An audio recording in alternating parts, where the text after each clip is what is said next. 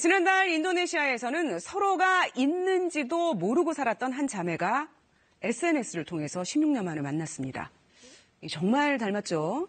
이 사회 관계망 서비스 SNS의 위력은 이렇게 커져가는데 규제가 거의 없습니다.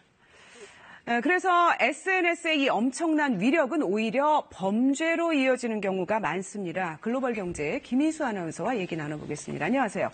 안녕하십니까. 자, 아까 그거는 좋은 보도였는데 그렇죠. 충격적인 보도도 있더군요. SNS에서 아기가 거래된다고요. 그러니까 말입니다. 천인공노할 일인데요.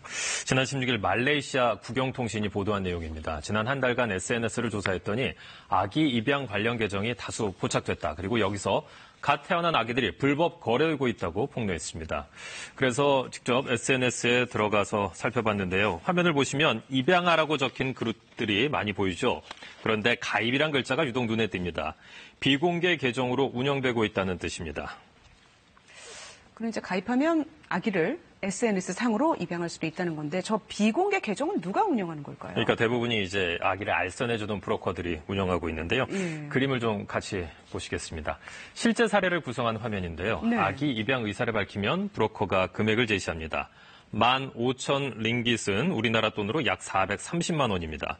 말레이시아 국영통신은 아기들이 287만 원부터 574만 원 선에서 거래되고 있다고 전했습니다. 입양을 원하는 부모들은 정식 절차가 워낙 까다로워서 어쩔 수 없다는 입장을 밝혔습니다. 정말 아기의 가격이 매겨져 있다는 게 정말 너무나 안타깝게 느껴지는데요. 저런 지경이면은 뭐 다른 불법 거래들도 너무 많겠어요. 그렇습니다. SNS 불법 거래 실태 생각보다 아주 심각한 수준인데요. 일부 나라에서는 냉동된 모유가 SNS로 거래됩니다. 모유 250ml당 25,000원에 팔겠다, 25,000원에 팔겠다 이런 게시글도 쉽게 찾아볼 수 있는데요. 당연히 불법이고 아이의 생명까지 위협할 수 있는 아주 위험한 거래입니다. 그중에서도 마약 문제가 단연 심각한데요. 특히 마약을 접하는 나이가 계속 낮아지고 있는데 그 배경에 SNS가 자리하고 있다는 분석이 지배적입니다. 실제로 16살부터 24살까지 영국인 2,000명을 대상으로 설문조사를 했더니 4명 가운데 1명꼴로 SNS에서 마약 관련 광고를 본 적이 있다고 답했습니다. And the drug dealer messages you, they pop up every so often with like, hey, how are you? I have this new strain, by the way.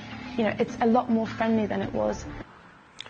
하지만 단속은 쉽지 않습니다. SNS 대화방을 암호화하고 물건을 택배로 주고받는 등 속칭 던지기 수법을 이용해서 거래하기 때문입니다.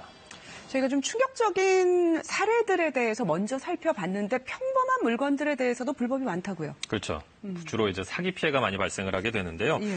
고가의 가방을 샀는데 알고 보니 가짜라든가 혹은 물건값을 보냈는데 판매자가 잠적해버리는 경우도 허다합니다. 결국엔 돈을 노린 사기입니다.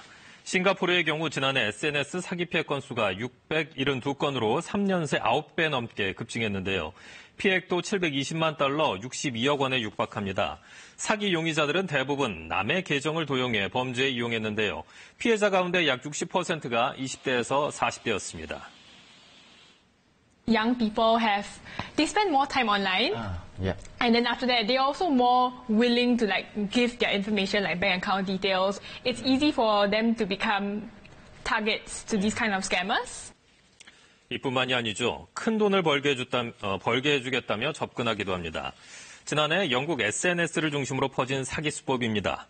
160파운드, 우리 돈 25만 원만 내면 8배인 1280파운드, 200만 원을 벌 수 있다고 호언장담합니다. 피해자들을 속이기 위해 진짜 200만 원을 받은 것처럼 가짜 후기까지 올렸는데요.